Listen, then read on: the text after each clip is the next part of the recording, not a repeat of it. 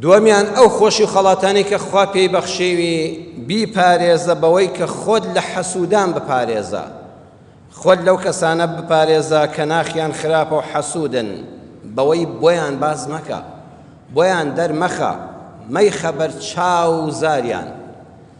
دەچینە خزمەت قورئانی پیرۆز، دوو ئاەت وەردەگرین لە سوورەتی یوسف، ئاەتی 4 و 5.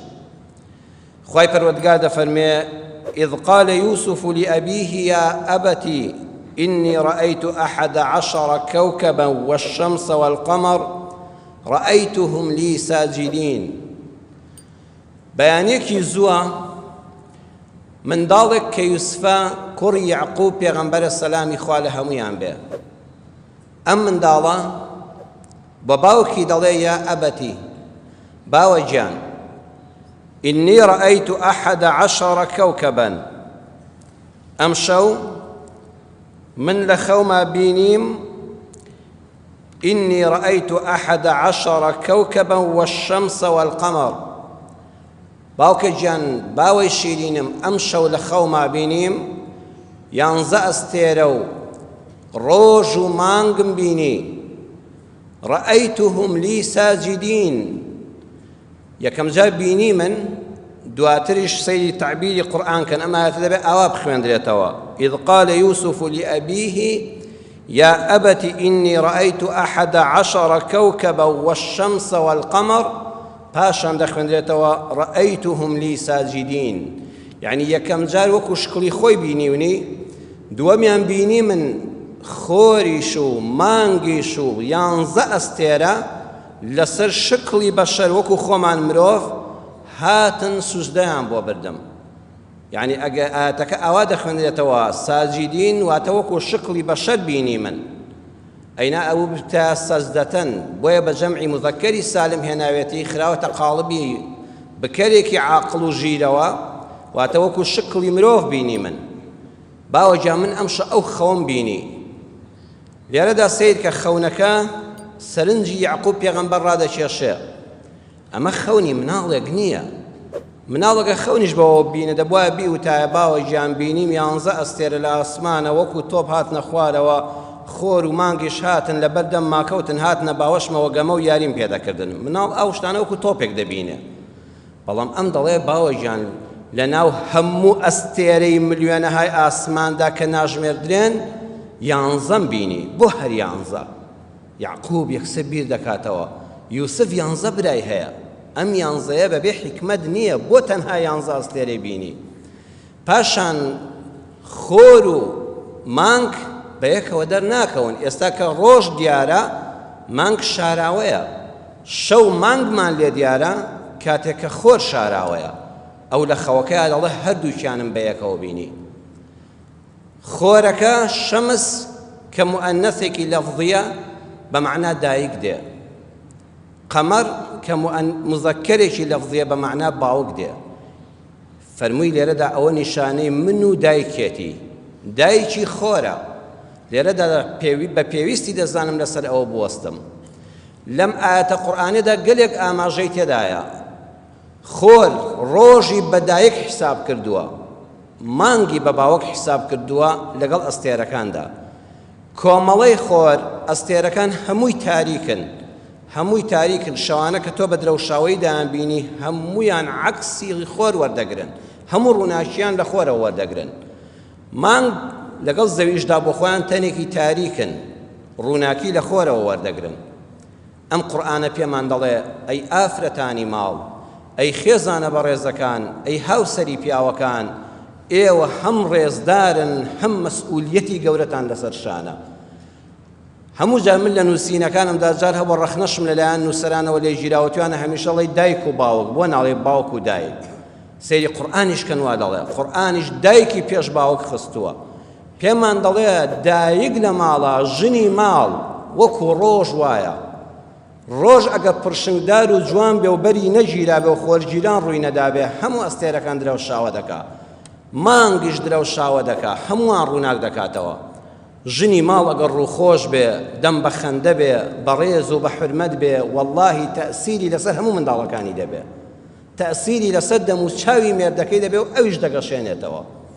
بەڵام چۆن کە خۆر گیرا زەوی تاریک دەبێ مانگ تاریک دەبێ ئەستێرەکان ڕووناکی وەرناگرن ژنی ماڵ هاوسەری پیا و کەڕ و گرش بوو کەڕ و تاڵ بوو کە زمانی زبر بوو کە ناڕەحەت بوو بەخوا هەموو منداڵەکان ژیانیان تێک دەچێت هەول مێردەکەش فەقیرە دەفەوتێ و ڕووناکی لە دەموچە ئەو زمانیان نامێنێ ئەویش دەفەوتێ کاتێک کە یوسف ئەمەدا گێڕێتەوە بۆ باوکی دەزانێ ئەمە خەونێکی مناڵانە نییە ئەمە شتێکی سادە نییە ئەمە مژدە و بشرایە لەلایەن خواوە کە ئەم یوسفە مناڵە دوا ڕۆژی خێر دەبێت خوای گەورە دەیکا بە پێغەمبەر خوا دەیکا بە فەرمانڕەوا و کاربەدەستێکی گەورە چونکە وشەی ساجدین بە معنە سوزدەبردن نییە سوزدە بەس بۆ ئەڵڵا دەبرێت ساجدین بە معنە ئەوەیە باوکە گیانوان بینی یانزە ئەستێرە و ڕۆژ و مانگ لەسەر شکلی بەشەر هاتن ئاوا بۆم نەوینەوە چەمانەوە عنی ئێستاش بۆ حرمەت ئاوا دەکرێت احترامیان لێگرتم سڵاویان لێکردم وەکو کالبەدەستێکی گەورە خۆم هاتە بەرچاو کە سڵاوی بەرپرسێکی گەورەم لێ بکرێ یعقوب زانی ئەم خەوا موژدەیەکی گەورەیە بۆ ئەم منداڵە خوا دەیکا بە پێغەمبەر ئەیکا بە فەرمانڕەوا ڕۆژێک دەبێت یانزە براکەی بچنە بەردەستی و احترامی تایبەتی لێ بگرن دایک و باوکی شانازی پێوە بکەن کە کوڕەکەیان یوسفە بۆیە لێرەدا دوو بە دوو دانیشتون کەس ئاگای لێیان نییە خوا نەبێ قال يا بني لا تقصص رؤياك على إخوتك فيكيدوا لك كيدا إن الشيطان للإنسان عدو مبين سبحان الله أم قرآن برزان چەند وردە وشە لەسەری بۆ وەستن لە کاتی خوێندنەوەدا یعقوب فەرمووی یا بنەیە نەیگوت نەیفەرمووی یا ئیبنی نەیفەرمووی کوڕم فەرمووی ڕۆڵەکەم تەصغیرە بنية تصغير ابن التصغير كناية عن تحبيب وشفقة بو ببچوك ناوي هنا بو نيفرمو كرم بو فرمو روليان كريشقا كم بكردي صافي خومان كرة بچكولانكم شيرينكم لبر خوشويستية دائما كركت قورش برو باوكي برس هر اواناوي بيانا مالا كرم بەڵە ڕۆڵە گیان ڕۆڵەی شیرینم خۆشەویستی بۆ منداڵەکانتان دەرببڕن یعقوب ئاوا خۆشەویستی بۆ جگەرگۆشەکەی دەربڕی ڕۆڵە شیرینەکەم خۆشەویستەکەم دایمە مناڵ سۆزی بدەیە دایمە مناڵ ڕێزی لێ بگرە دایمە خۆشەویستی ناوناختی بۆ دەرببڕە بۆیە حتاگە گەورەش بوو باڵاشی گەورە بوو هەر بە ڕۆڵە گیان بانجیکە مەڵە کوڕم تۆزە گەورەتر دەنوێنێ پچوشی کردەوە یعنی ڕۆڵی جانگوێم بۆ بگرە بەخوا لەسەر مەسلحەتی تۆم هێشتا من دەزانم چی بۆ تۆ باشە و تۆ مەسلحەتی خۆت باش نازانی ئاگادار بە لا تقصص رؤياك نەیفەرموو لا تخبر رؤياك قصص لەگەڵ خەبەرە فەرقی چییە یعنی ڕۆڵی جان ئەم خەونەی کە خوا بە خەڵات بە تۆی بەخشیوە ئەمە تایبەتە بە تۆ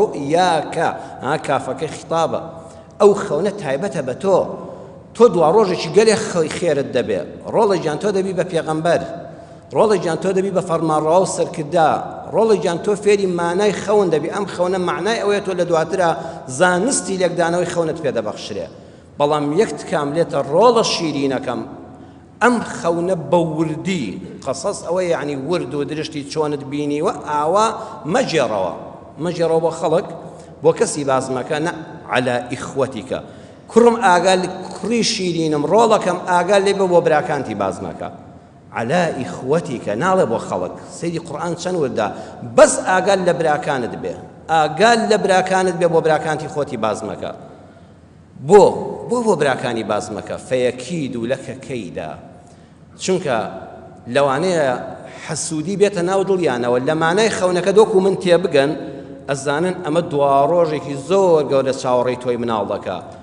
براشە بەدەست خۆی نییە لەوە ئەچێ شەیطان هانیان بدا و حەسوودی بچێتە دڵیانەوە فەیەکید و لەکە کەیدا کەیدەن ئەو تەنوینە یعنی پیلانێکی زۆر گەورە و عەزیمت لێ بگێڕن شتێکی بەڵایەکت بەسەر بێنن زۆر گەورە بێ لێرەش دەنێی فەرموو فەیەکیدوکە فەیەکید و لەکە ئەگەر بیشیکەن دژی تۆ نابێ ئاخری تۆ هەر سەرکەوتوو دەبی بەڵام ئەوان ماڵوێران دەبن بەڵام خێزانەکەمان تێک دەچێت فيكيد لك كيدا إن الشيطان للإنسان عدو مبين ڕۆڵی گیان بەدڵنیاییەوە شەیطان دوژمنێکی ئاشکرا و ڕوونی بەنی ئادەمە لە ئەوەڵ ڕۆژەوە کە باوکە ئادەم و دایە حەوا هاتوونە سەر زەوی ئەو شەیطانە بەڵێنی داوە بەردەوام خراپە بخاتە دڵی مرۆڤەکانەوە. یەکێک لەو شوێنانەی کە شەیتان گەورەترین فرسەتی دەست دەکەوێت بێتە ناو دڵتەوە ئەو کاتەیە برایەک ببینێ براکەی زۆر لەو باڵاترە، زۆر بەدەسەڵاتترە، زۆر دەوڵەمەندترە، زۆر خۆشبەختترە، زۆر ژیانی خۆشترە. شەیتان لەو وەختەیە دێتە دڵتەوە. ڕۆڵە ئاگال لێ بە شەیتان نەچێتە دڵی براکانتەوە، تکایە ئەم خەونەیان بە وردی بۆ نەجێڕیتەوە. دەکرێ بڵێ وەڵا خەونێکی خۆشم بینی، بەڵام ورد ئەوەی بۆ منت جێڕایەوە نەچی بۆ کەسی باسکەی، بۆ براکانتی باز مەکە. فەرمووی براکانت لە هەموو کەس مەترسیدارترن ئەوەی لێن نزیکە.